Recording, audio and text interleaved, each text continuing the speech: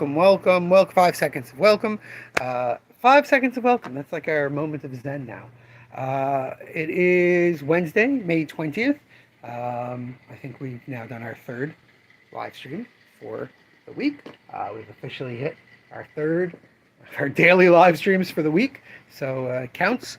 Going to look at some new single issues. It wasn't that it was such an incredibly busy day here at the shop, but I did have to wait until about 12:50 to get my DC delivery, and I had to unpack my DC delivery and put it out. And then we got our busier time around 1 to 3. And then I decided that since I won't be here, I really need to handle things like my damage reports. I had to do those, and so etc. etc. etc. Yeah, it's actually quite a large week for single issues. Hey Joe, quite a large week for single issues. We'll start with the number ones. The new Zorro, Howard Chaykin, taking the reins there with Jorge Forenas on the art. Beautiful stuff.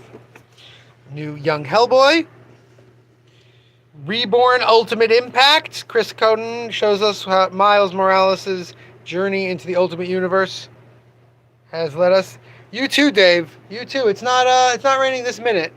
Odin, the new James Tynion, but more excitingly, it's Marguerite Bennett, who writes really disturbing horror. So between the two of them, this should be a really good one.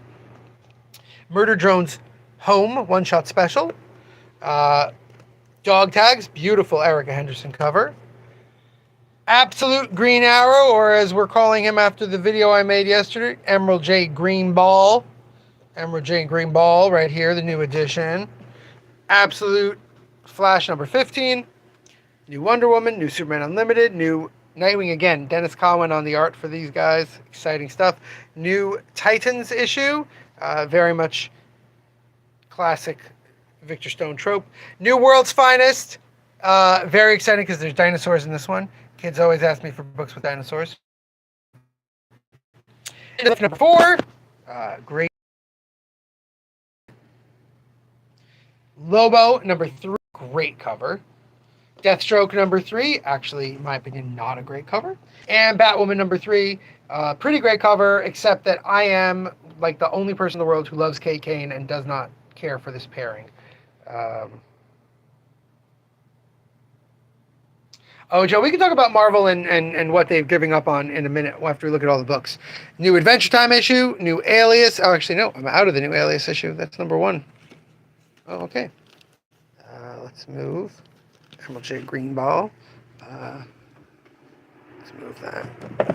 Actually, it has a bunch of Ultimate stuff behind it. The Alias. Because I was going to put Reborn over there. So there we go. Reborn is definitely, it's not the leftovers as much as it's an attempt to keep the Ultimate Universe going in a way that will be straightforward or solid. New Spider-Man storyline beginning, the after effect of Death Spiral, Death Fight Forever's final issue, Everyone Loves a Jewel Thief, second issue, Fantastic Four 11, the final issue of the Malice storyline, Imperial Gardens number 3. Is this, has anyone been reading this book? Is that Chris Powell Darkhawk or the new kid basketball player Darkhawk? Looks like Chris Powell Darkhawk, and I'm very confused. I thought he was dead. Inglorious X-Force number 5, Narcos number 3, Neighborhood Watch number 2, Punisher number 4, Sorcerer Supreme 6, Gunslinger Spawn 54, and Spawn the Dark Age 6. I put those spawns together. Stitch number 7. Love the Stitch books. They're all basically standalones. Supernatural number 7. And Umbrella Academy Plan B number 4. It's just been about 3 months since number 3. Wolverine Weapons of Armageddon. Invincible Battle Beast number 9. Got a bunch of those. I never seem to have enough Battle Beasts. They always sell out, so I got almost double what I've been getting. Batman 244. Reprint of the classic Ra's al Ghul issue. Silver Surfer number 3. Florida Hippopotamus Cocaine Massacre number 3. Kato 84 number 3. Nectar number 3. Predator Bloodshed 4. And Psi Dimensional Rivals number 5. Now, Reborn.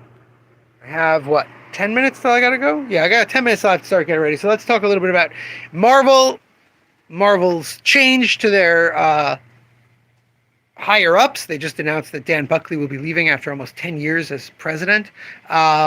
Marvel's attempt to steal DC's Absolute fans with their Midnight title, and what many people are calling the dissolution of Ultimate. Now, here's the thing: the Ultimate line was a Hickman line. Hickman made it and made it very clear from go that it was a one-off thing. Like he said it. This has an ending in place. Sorry, I just have to mark this before I forget. It has an ending in place. It has a specific story we're telling that ends with them fighting the Maker. And frankly, I think that they did a really good job of sticking to that. Every issue of the Ultimate, if you haven't read any of the Ultimate comic books, don't worry. It really isn't important for what we're going to be talking about because we're talking about corporate marketing. Every issue had 3 to 4 weeks pass real time. Real time in between the issues so that we were building towards the Maker getting out and that big fight. So it had to have an ending. One of the things that killed the X-Men line when Hickman was in charge was that Marvel kept expanding it. It was supposed to be 18 months. Then Hickman said, we can go up to 2 years. And then Marvel said, well, we want to go longer than that. And he said, well, we really can't. There really isn't space for that. And they said, okay, well, can we just do X, Y, Z? He said, okay. And then they said, well, we want to go longer. And he left.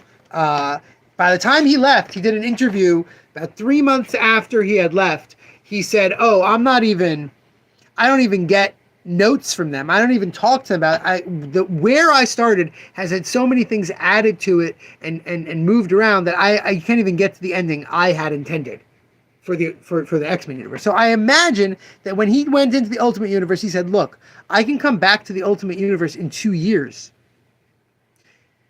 We can leave something going like Secret Wars where one thing survives and then maybe it gets rebuilt. But I am not continuing the Ultimate Universe if it sells well. So I think Marvel had a real decision to make. And what they decided to do was say, okay, John, here's the deal. We're going to end the Ultimate Universe. We're not even going to ask you to end it for us. You just tell us what notes you want. You want, oh, these boxes with Miles. Oh, you want this person has to die in the ending and this person lives. Totally cool. Someone else is going to write it.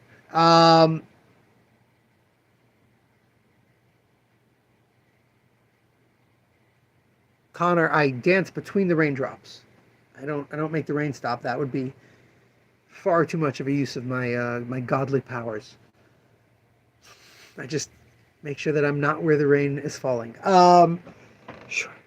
And I think this Midnight thing that everyone says is just trying to rip off Absolute DC. We'll get to that in a second. It was clearly part of the thing to sweeten the deal with Hickman. They said, oh, well, we want you to do X-Men again where Dracula, turn them into vampires. You're interested. And he said, oh, that I'm interested in. That's an exciting new thing. And I'm sure they used his architecture. I'm sure his ideas of how the Dracula and the vampire stuff happened is integral to the whole Midnight universe. But the Midnight universe, I literally had 3 people this week say to me, they're just ripping off Absolute? Hello, 2 years ago you were all going, Absolute universe, so they're just ripping off Ultimate? Right? Like, obviously, they're corporations looking at what's working at similar corporations trying to do those things. The problem with comics, it's not like movies. Movies, if you see a certain trend doing well in movies, you need to see like a bunch of years of success of that, and then you need to try and implement it yourself in a different enough way that moviegoers won't care. Comics people, they don't actually care. They didn't make the Absolute Universe dark and grim because the Ultimate Universe wasn't. The Ultimate Universe is very grim. They just made it dark and grim because that's the direction Scott Snyder wanted to use this whole idea of dark side energy.